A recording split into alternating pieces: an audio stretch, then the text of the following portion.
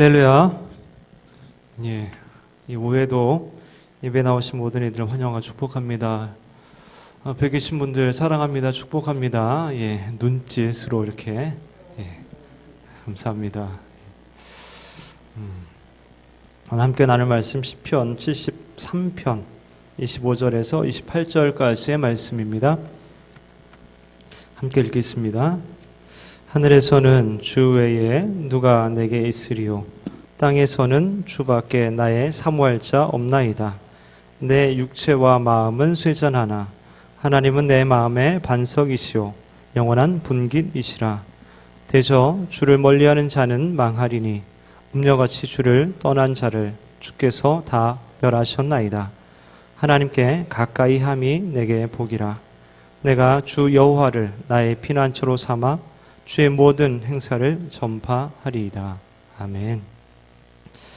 우리 삶에서 무엇을 가까이 하느냐라는 것은 매우 중요합니다. 인생의 행복과 불행, 그리고 성공과 실패는 무엇을 가까이 하느냐 혹은 누구를 가까이 하느냐에 따라서 결정이 되곤 합니다. 예를 들어 도박을 가까이 하면 어떻게 되겠습니까? 집안 말아먹겠죠. 술을 가까이 하면 알코올 중독자가 될 가능성이 높습니다. 불량한 사람과 가까이 하면 불량해질 가능성이 높습니다. 그러나 성실한 사람과 가까이 하면 또 그 사람은 그런 인생으로 닮아가게 될 것입니다. 그렇다면 우리가 하나님을 가까이 하면 어떻게 되겠습니까? 오늘 말씀에 하나님을 가까이 함이 내게 복이라 말합니다. 오늘 시편 73편 말씀은 아삽의 시편입니다. 아삽은 다윗 왕 때 찬양대 대장으로 성전 예배용 찬송시를 여러 편 만든 인물입니다. 그는 이런저런 세상 경험과 인생 경험을 하고서 이렇게 결론을 내리는 것이죠. 하나님께 가까이 함이 내게 복이라.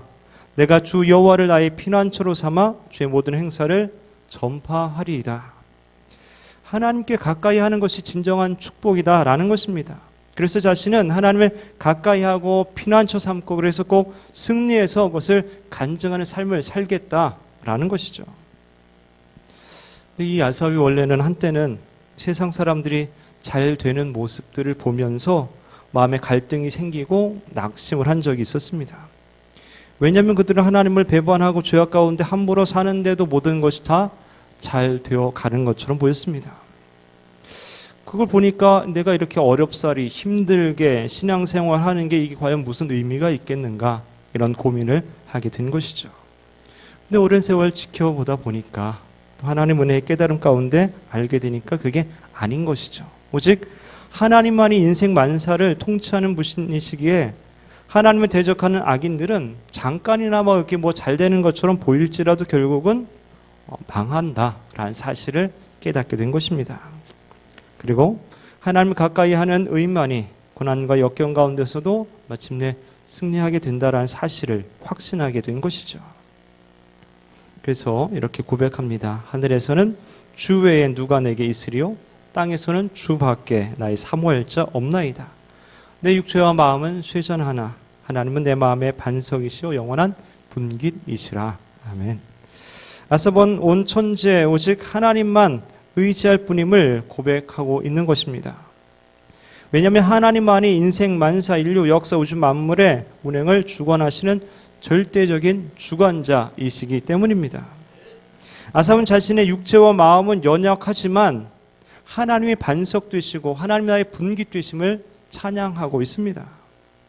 인생에 하나님 한 분 계시면 걱정 없다, 근심 없다. 세상 위험하고 힘든 곳이지만 우린 연약하고 부족한 인생이지만 그럼에도 주님 있으면 걱정할 거 없다라고 고백하는 겁니다. 우리 인생길에 어려운 일이 있어도 주님이 피난처 되시고 우리를 도와주시니 반드시 승리할 것이다 라고 말하는 것입니다. 여러분, 하나님께 가까이 함이 내게 복이라 하는 말씀 온전히 신뢰하고 계십니까? 그렇다면 여러분, 하나님과 얼마나 가까이 계십니까? 하나님과 인간이 얼마나 가까이, 얼마나 멀리, 그 거리는 어느 정도 될까요? 그렇죠? 사람마다 좀 다르겠죠. 엄격하게 말하면 거리가 없다라고 말할 수도 있을 것입니다. 왜냐하면 하나님은 어디에나 계시기 때문이죠. 하나님의 편재, 그죠? 또 무소부재하심, 안 계신 곳이 없다는 말이죠. 예레미야 23장에도 나 여호와가 말하노나 나는 천지에 충만하지 아니하냐. 하나님께서 우주 만물을 창조하셨을 뿐만 아니라 그 우주 만물 온 천지에 충만하게 계시다. 하늘에도 계시고 이 땅에도 계시고 육체가 아니시기 때문에 시간과 공간을 초월해서 어딘지 계시는 것이죠. 근데 요즘 사람들이 사회적 거리를 말할 때에 보통 우리가 공간적인 그런 거리를 생각하는데 생각해 보면 거리라는 것은 여러 가지 의미가 있음을 우리가 알게 되죠. 예를 들면 울산역에서 그죠? KTX 타고 서울역까지 가는데 옆에 앉아 있는 사람하고 한마디 말을 하지 않으면 어떻게 된 겁니까? 공간적으로는 바로 옆에 너무 가까이 있지만 심리적으로는 그 거리는 정말 멀고도 먼 그 거리인 것이죠. 반대로 외국에 사는 가족과 매일 화상 통화를 하면 어떻습니까? 공간적 거리는 정말 멀지만 심리적으로 매우 가까운 거리에 있다. 이렇게 말할 수 있는 것이죠. 영적인 거리도 그렇지 않나 싶습니다. 하나님 온 천지에 충만하십니다. 따라서 우리 곁에도 심지어 우리들 마음속에도 와 계시죠. 이런 사실을 깨닫고 하나님의 임재를 체험하고 경험하고 그 교제 안에 늘 있는 사람은 늘 가까이 있는 것이죠. 하지만 그렇게 하지 못한 사람은 멀리 있다라고 말할 수 있습니다. 누가복음 24장에 보면 예수님이 부활하신 다음에 엠마오로 가는 두 제자를 이제 만나시는 장면이 나오잖아요.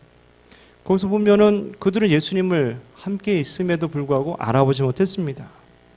24장에 보면 저희가 서로 이야기하며 문의할 때에 예수께서 가까이 이르러 저희와 동행하시나 저희의 눈이 가리워져서 그인 줄 알아보지 못하거늘. 공간적 거리는 그저 거의 제로에 가까웠습니다. 함께 있었으니까요. 근데 영적으로 눈이 가리워져서 예수 그리스도를 알아보지 못했다라는 것이죠. 나중에 말씀을 풀어 주실 때에 비로소 영안이 열리고 그인 줄 깨닫게 된 것이죠. 공간적으로 바로 옆이라도 영적으로 정말 멀고 멀리 있을 수 있다라는 사실이죠. 그렇다면 여러분, 하나님을 가까이 하려면 우리가 어떻게 해야 될까요? 이미 가까이 와 계신데도 내가 모르는 거니까 내 편에서 하나님께 가까이 가고 하나님 함께 하시면 내가 깨달아 알고 그 교제 가운데 있으면 되는 것이죠. 야고보서 4장에 보면 하나님을 가까이 하라 그리하면 너희를 가까이 하시리라 말씀하십니다. 예전에 어느 올림픽 때에 이런 광고가 있었죠.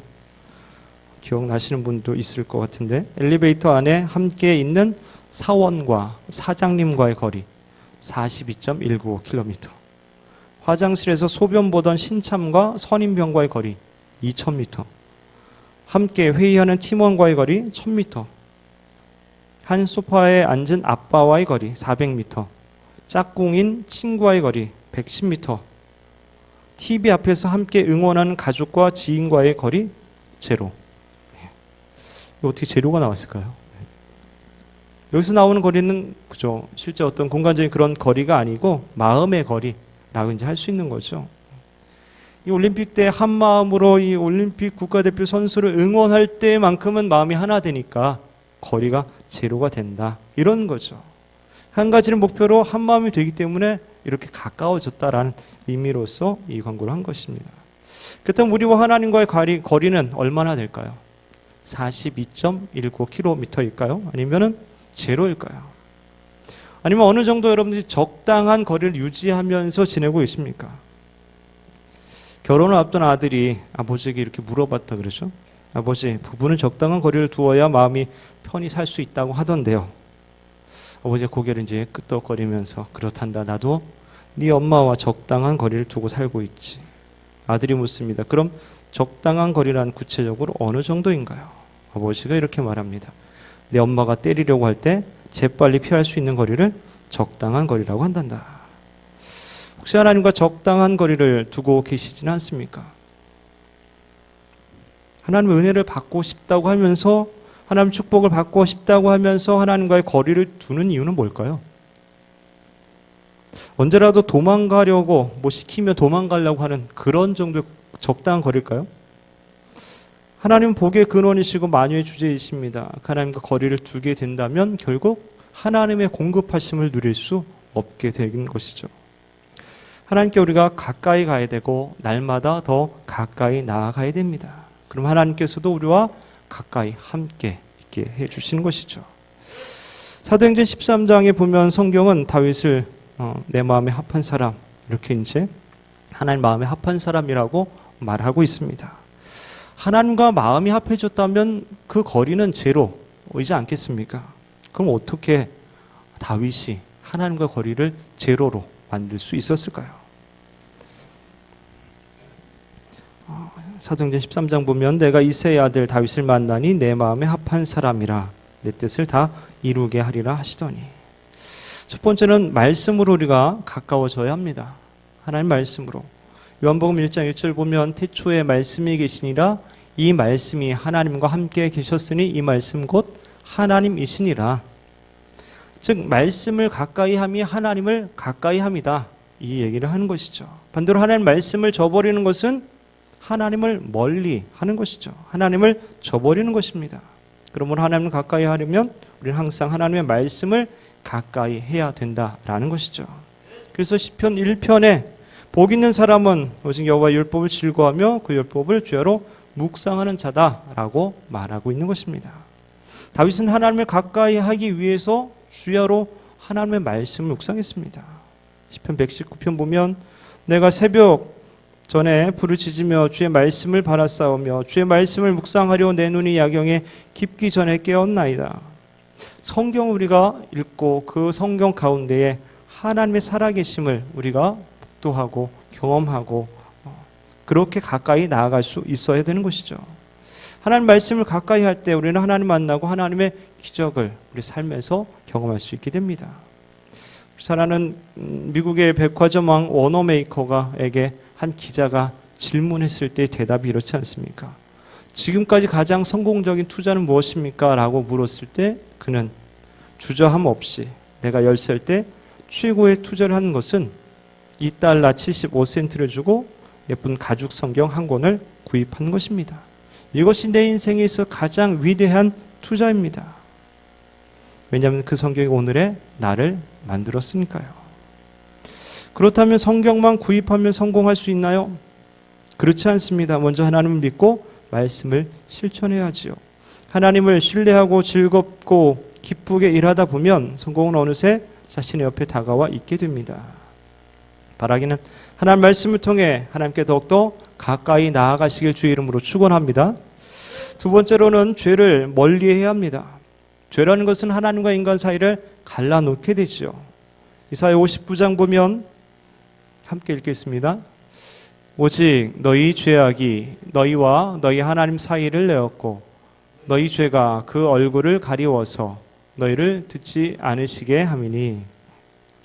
하나님 바로 옆에 계셔도 우리가 죄 가운데 있으면 하나님 정말 멀고 먼 분이 되어버립니다. 그러나 그러므로 수시로 나 자신을 살펴보면서 죄와 허물이 발견되면 즉시로 회개할 수 있어야 됩니다. 그 거리를 가깝게 만들어야 된다는 것이죠. 그럴 때 하나님께서 우리를 불쌍히 여기시고 우리에게 다가오시게 되는 것입니다. 시편 34편에 여호와는 마음이 상한 자에게 가까이 하시고 중심에 통회하는 자를 구원하시는도다. 마음이 상했다는 건 마음이 부서졌다는 뜻인데 가슴을 치듯이 죄를 통회할 때에 예수 그리스도의 십자가 보혈로 우리 심령을 깨끗게 씻어주시게 된다는 겁니다. 그럴 때 하나님이 가까이 계심을 느낄 수 있게 된다는 것이죠. 다윗의 장점이 바로 회개인 것이죠. 밧세바의 동침 후에 나단 선지자를 통해 죄를 깨닫고 통회할 때 하나님의 용서하심을 경험하게 되는 것입니다. 하나님이 구하시는 제사는 상한 심령이라 하나님이여 상하고 통회하는 마음을 주께서 멸시치 아니하시리이다. 누가복음 18장에 보면 바리새인과 세리의 비유가 나옵니다. 세리는 당시 로마의 앞잡이가 되어 동쪽 유대인들에게 세금을 걷고 늑탈하는 그런 자였습니다. 죄인의 대명사였죠. 반면에 바리새인들은 자칭 의인이었습니다. 성전에 들어가 하나님 앞에 기도할 때도 자랑을 늘어놓습니다. 자기는 무엇을 하고 무엇도 잘하고 이런 식의 기도를 하죠. 세리와 같이 아는 것 감사한다 이런 이야기도 합니다. 근데 세리는 멀리 서서 감히 고개도 들지 못하고 나는 죄인입니다. 나를 불쌍히 여기소서 기도합니다. 그때 그때 예수님 뭐라고 말합니까? 세리가 바리새인보다 더 의롭다 이렇게 말하죠. 세리가 죄인이지만 회개할 때 죄사함을 받고 하나님께 더 가까워졌다라고 볼 수 있습니다.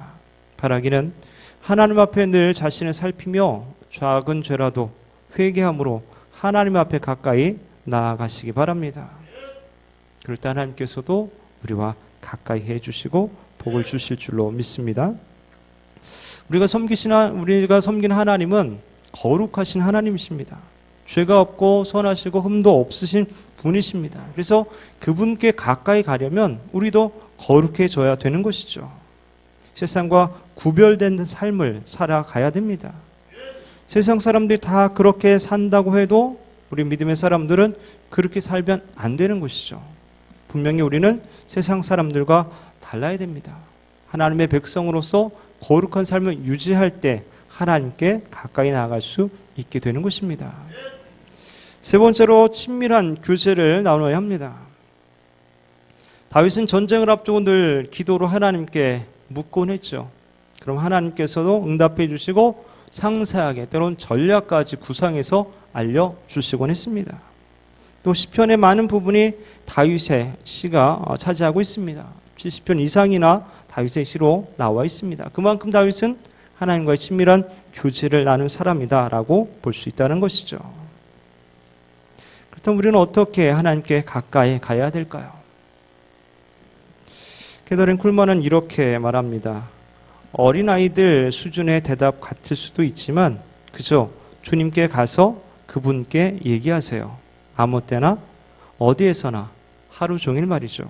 샤워를 할 때도 직장을 가는 길에도 직장에서 또 어디에서든지 믿음의 확신을 가지고 가까이 하며 그분께 얘기 드리세요. 언제 어디나 항상 주님께 이야기를 하라는 겁니다.